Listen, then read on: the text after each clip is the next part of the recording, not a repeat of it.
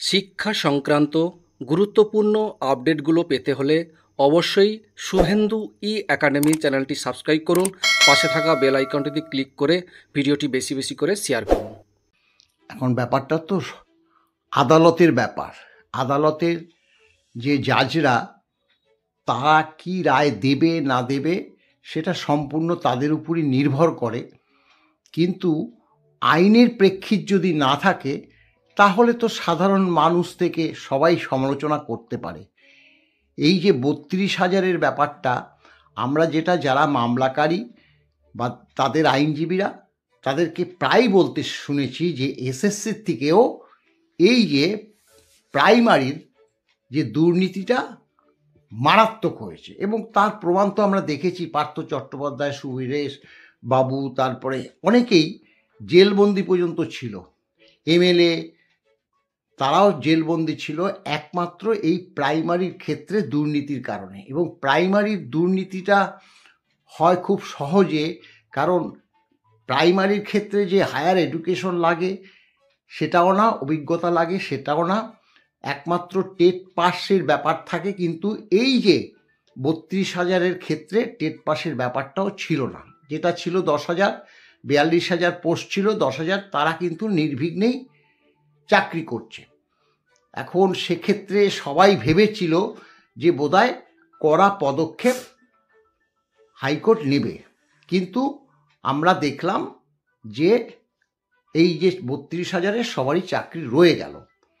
এখন দেখুন ব্যাপারটা কি, এটা প্রশ্নটা উঠেছে যে আদালত তো আবেগে চলে না, আদালত আইন দেখে, সাংবিধানিক পর্যালোচনা করে, সেই পরিপ্রেক্ষিতে রায় হয়।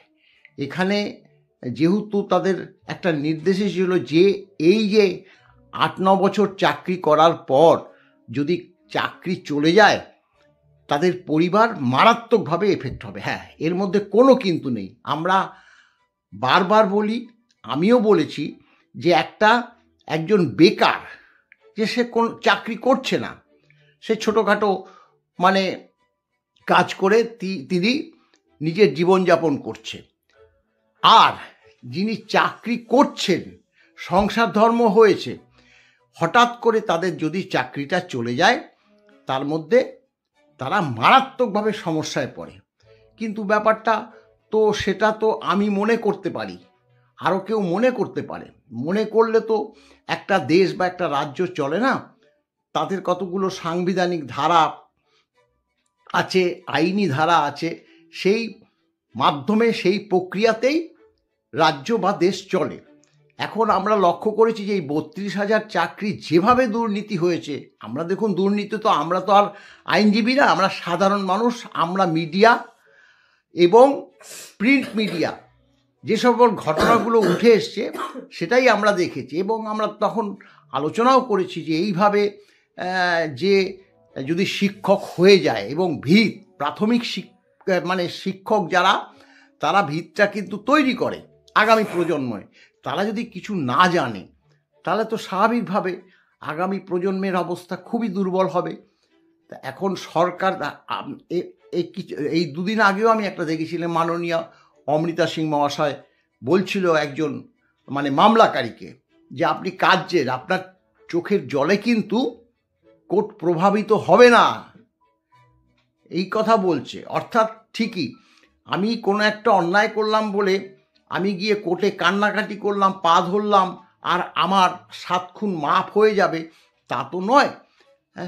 সেক্ষেত্রে তবুও যেহেতু উচ্চ আদালত রায় দিয়েছে, কঠোরভাবে সমালোচনা আমরা করতে পারি না বা করবো না।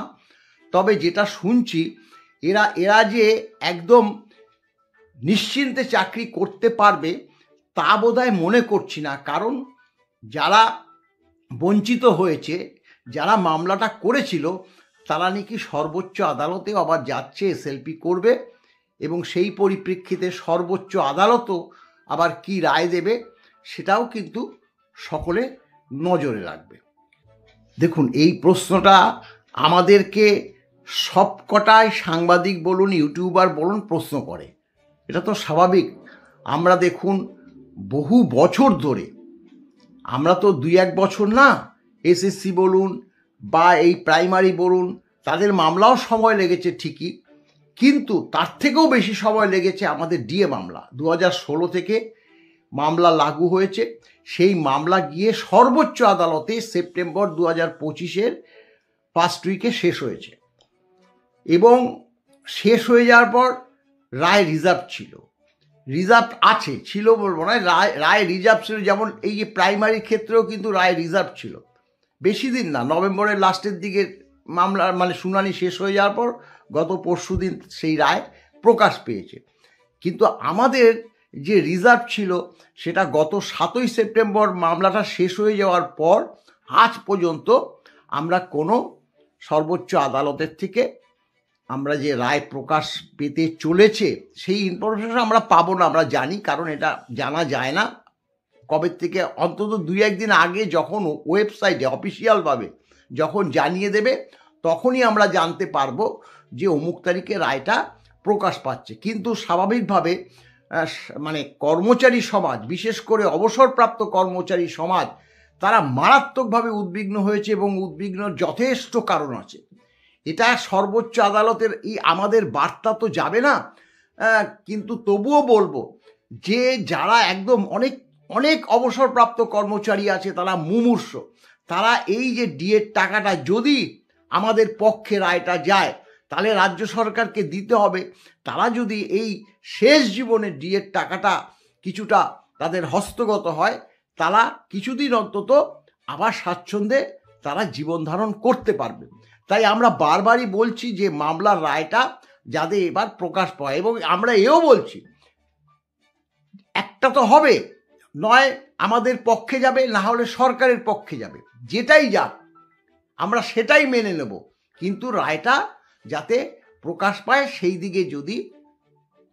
এবং অনেকে আবার মাননীয় প্রধান বিচারপতিকে আবার চিঠিও লিখেছে যে আমাদের বহুদিন হয়ে গেল রায় মানে শুনানি শেষ হয়ে গেছে, ডিএর রায়টা যাতে সত্বর প্রকাশ পায় তার জন্য আপনার কাছে আমাদের করজোড়ে নিবেদন। এটা করেও আমাদেরকে বলেছে, আমরা করতে চাইছি না, কারণ ব্যাপারটা হলো এটা জাজদ্বয় শুনানি শেষ করেছে, আমরা যদি বারবার তাকে আঘাত করি ডিএর রায় প্রকাশ করুন, ডিএর রায় প্রকাশ করুন, স্বাভাবিকভাবে তারা একটু বিরাগভাজন হতে পারে, তাতে হিতে বিপরীত হতে পারে। কিন্তু আমরা সাধারণ যে মানে কর্মচারী সমাজ দেবে না নিশ্চয়ই আমি জানি, কিন্তু অবসরপ্রাপ্ত কর্মচারী সমাজ যে সুপ্রিম কোর্টে মাননীয় প্রধান বিচারপতিকে কিন্তু যে নির্দেশ এখনো পর্যন্ত আমরা পাচ্ছি না ডিএর মানে অর্ডারটা, সেটার জন্য কিন্তু কাতর আবেদন করতে পারে, এবং 2-1 জন কিন্তু করে আমাদেরকে জানিয়েছে। আমরা তো তাদেরকে বলতে পারি না যে না এটা করলে কিন্তু এটা হিতে বিপরীত হতে পারে। এটা ঠিকই হিতে বিপরীত হতে পারে, যদি এখন সত্যি কথা বলতে কি বারবার সবাই আঘাত করে, আমরা যতদিন না মানে প্রকাশ পাচ্ছে ততদিন আমরা নিশ্চুপই থাকবো, কারণ আমরা মূল মামলাকারী। আমরা বলতে পারি না আপনি দিয়ে রায় প্রকাশ করুন, আমাদের এটা ওয়েট করতেই হবে। সেটা কর্মচারী সমাজের কাছে বলছি যে আপনারা তো বহুদিন ওয়েট করেছেন, এমনকি একটা শুনানি 2 মাস 3 মাস পরে হয়েছে, তার জন্য ওয়েট করেছেন। তাই আমাদের কাছে আপনাদের কাছে আমাদের স্বনির্বন্ধ অনুরোধ, আপনারা আর কিছুদিন ওয়েট করুন, নিশ্চয়ই প্রকাশ পাবে। এবং এই যে কিছুটা সময় লাগে, তো আবার এরকমও শুনলাম যে ডিসেম্বর মাসের লাস্টের দিকে প্রায় 10-12 দিন ছুটি আছে, সেই ছুটির মধ্যে যদি রায়টা লিখিত না হয়ে থাকে, আমরা কি হয়েছে কতদূর হয়েছে সেটা আমরা কিচ্ছু জানি না। যদি এই যে ছুটির মধ্যে যদি তারা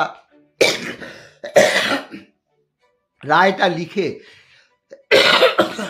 জানুয়ারি মাসের যে ফার্স্ট উইক তাতে যদি প্রকাশ করতে পারে, এখন আমাদের সম্পূর্ণ একদম সর্বোচ্চ আদালতের দিকে তাকিয়েই থাকতে